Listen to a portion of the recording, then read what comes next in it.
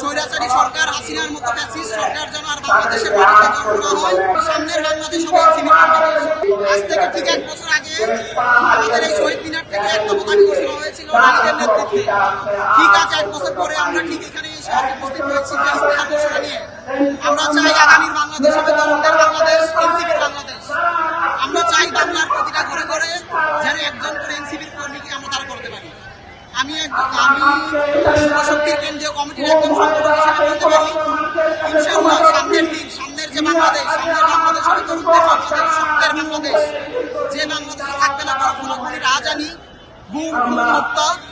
সামনের দিনে যেন কোনো ফ্যাসিস্ট সরকার, স্বৈরাচারী সরকার হাসিনার মতো ফ্যাসিস্ট সরকার যেন আর বাংলাদেশে মাটিতে জন্ম না হয়, সেদিকে আমরা তৎপর থাকবো। বাংলাদেশের মানুষকে আমরা সেদিকে সচেতন রাখার চেষ্টা করবো।